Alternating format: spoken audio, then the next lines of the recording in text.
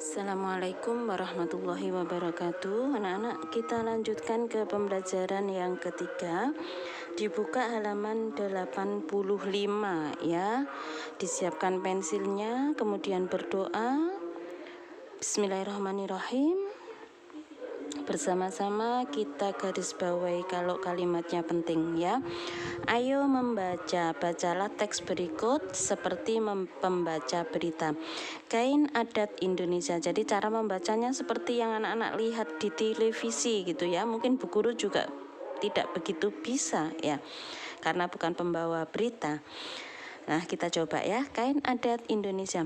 Indonesia dikenal sebagai negara yang kaya budaya. Salah satu sebabnya karena wilayah Indonesia sangat luas. Setiap daerah di Indonesia memiliki budayanya sendiri. Salah satu kekayaan budaya Indonesia adalah kain adat. Setiap daerah memiliki kain adat. Kain songket dikenal sebagai kain adat orang Melayu. Kain sasirangan dikenal sebagai kain adat suku Banjar di Kalimantan. Orang-orang di Jawa memiliki batik dan lurik. Kain tenun dikenal sebagai kain adat dari Nusa Tenggara. Kain adat Indonesia sangat istimewa. Kain adat dibuat dengan menggunakan bahan yang ada di lingkungan tempat tinggalnya. Warna kain juga berasal dari bahan alam. Kain adat umumnya dibuat dengan cara ditenun tangan. Kain adat memiliki banyak fungsi. Kain adat dapat digunakan sebagai bahan pakaian sehari-hari. Kain adat biasanya dipakai saat upacara adat. Kain adat juga banyak digunakan sebagai baju tarian daerah. Kain adat sering digunakan dalam upacara perkawinan. Di beberapa daerah kain adat juga digunakan saat ada keluarga yang meninggal. Kain adat yang paling dikenal adalah batik.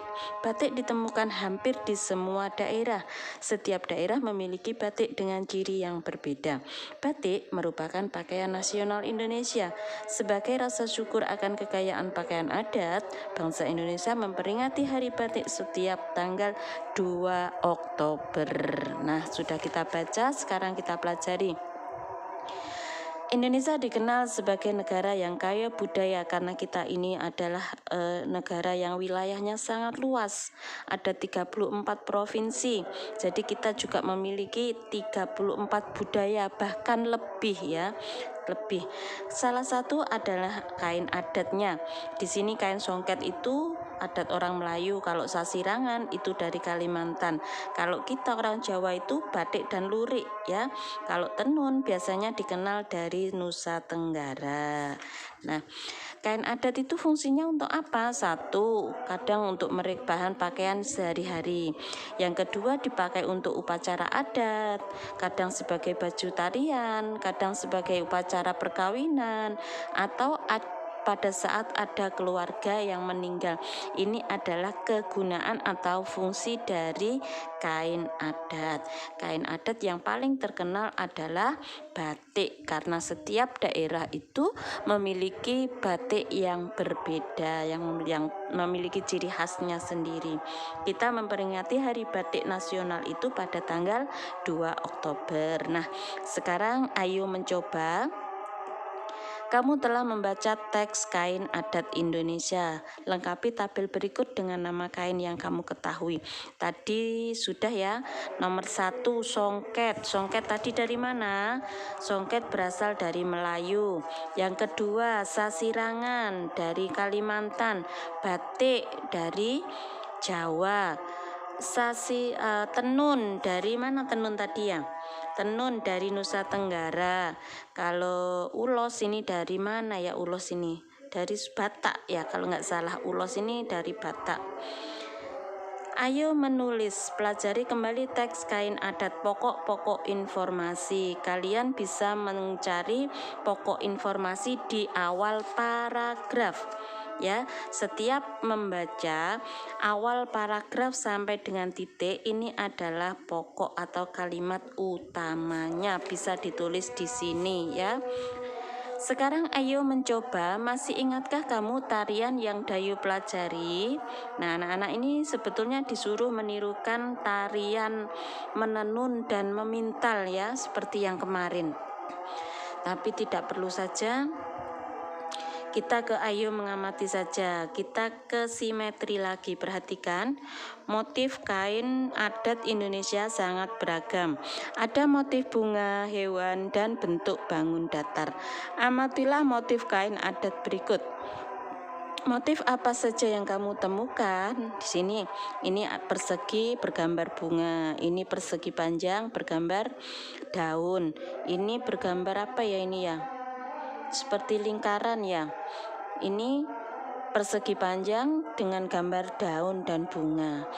Gambarlah salah satu motif yang ada di atas selembar kertas, lalu guntinglah sesuai bentuknya. Contohnya adalah ini. Ceritakan, perhatikan dua gambar ini anak-anak. Ya, dua gambar ini simetri lipat itu adalah lipatan yang membagi bentuk menjadi dua bagian yang sama besar. Ya, dia terbagi menjadi dua bagian yang sama besar dan saling menutupi. Contoh ini seandainya ini adalah simetri lipatnya. Ini adalah simetri lipat. Gambar ini disebut simetris karena dia memiliki simetri lipat. Ya, dia bisa dibelah menjadi dua dengan bagian yang sama besar. Seumpama ini dilipat maka saling menutupi. Sedangkan yang ini dari gambarnya saja sudah kelihatan ya. Seandainya ini dilipat maka tidak akan sama. Jadi ini tidak simetris, tapi ini yang simetris. Disebut simetris karena dia memiliki simetri lipat. Tidak disimetris karena dia tidak memiliki simetri lipat ya. Bangun yang memiliki simetri lipat itu simetris. Bangun datar memiliki simetri lipat jika, nah ini kesimpulannya dipelajari, dapat dilipat menjadi dua bagian yang sama besar. Seperti contoh di sini, ini sama ya, ini sama. Sedangkan di sini tidak sama.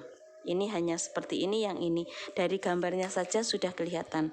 Lipatan saling menutupi, memiliki sumbu simetri. Nah, lipatannya saling menutupi. Kalau ini ditutup, maka dia seperti separuh. Kalau ini dia tidak menutupi, mesti ada bagian yang terbuka. Dia memiliki garis sumbu ya. Dia memiliki sumbu simetri. Ini adalah ciri-ciri bangun datar yang memiliki simetri lipat. Tugas anak-anak, tugas satunya coba di sini Bu Guru tentukan ya. Anak-anak gambarlah beberapa bangun datar yang kamu ketahui, lalu guntinglah gambarmu mengikuti bentuk. Berlatihlah mencari banyaknya simetri lipat. Bentuk bangun datar. Contohnya di sini, ini adalah persegi. Coba Bu Guru tentukan. Persegi, di sini segitiga, persegi panjang, layang-layang, dan lingkaran. Tugas anak-anak adalah membuat gambarnya.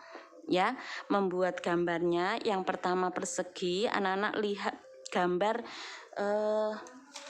anak-anak menggambar, kemudian menentukan simetri lipatnya. Contohnya kalau segitiga tadi, ini adalah segitiga sama kaki, anak-anak membuat, nah ya, anak-anak membuat simetrinya.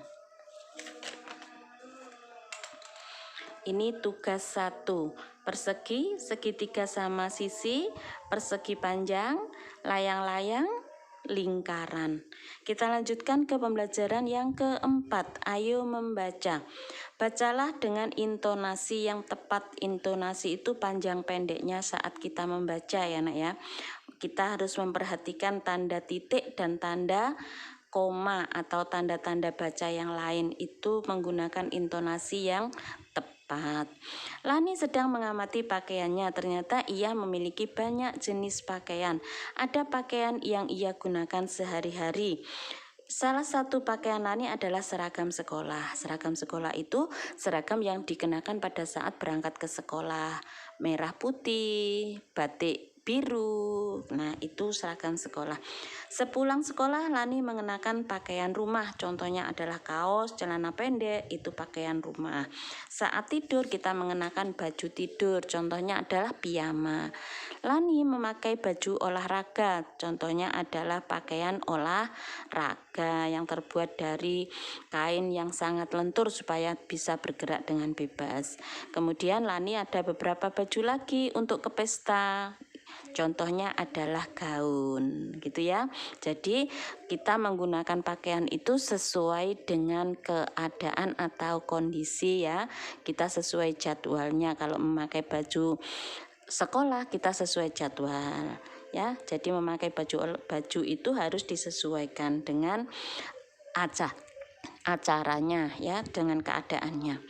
Lani bersyukur memiliki cukup pakaian. Ia teringat zaman dulu orang hanya memiliki satu jenis pakaian. Lani menyayangi semua pakaiannya. Nah, makanya harus berhati-hati terhadap pakaiannya. Ayo menulis, kita mencari paragraf seperti biasa ya, hanya pada awal kalimat saja dituliskan di sini. Anak-anak boleh mencobanya supaya lebih hafal. Ayo berdiskusi. Pakaian sangat beragam, pakaian seragam, pakaian bermain, pakaian tidur. Nah, tuliskan hasil diskusimu, ini adalah tugas 2.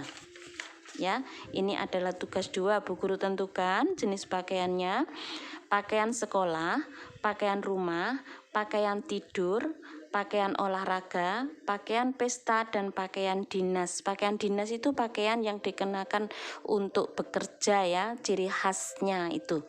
Contohnya kalau polisi itu pakaiannya apa gitu. Nah, sekarang ayo mencoba. Cara berpakaian orang berbeda-beda. Siti selalu memakai kerudung dan baju yang menutupi seluruh tubuhnya. Lani dan Dayu senang memakai celana selutut dan kaos lengan pendek. Meskipun berbeda dalam cara berpakaian, mereka tetap berteman baik. Mereka saling menghargai.